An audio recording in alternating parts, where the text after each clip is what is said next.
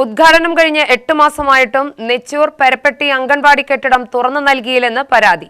വെള്ളവും വെളിച്ചവും ഉൾപ്പെടെ അടിസ്ഥാന സൗകര്യങ്ങൾക്ക് വേണ്ടിയാണ് ഈ കാത്തിരിപ്പ്. കെട്ടിടം ഉടൻ തുറന്നു നൽകാനുള്ള നടപടികൾ വേഗത്തിലാക്കി തരൂർ പഞ്ചായത്ത്.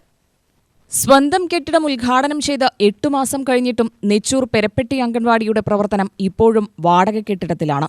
പി സുമോദ് MLA ആസ്തി വികസന ഫണ്ടിൽ നിന്ന് 20 ലക്ഷം രൂപ ചിലവഴിച്ചു നിർമ്മിച്ച അംഗൻവാടി കഴിഞ്ഞ ഒക്ടോബർ 30-നാണ് ഉദ്ഘാടനം ചെയ്തത്.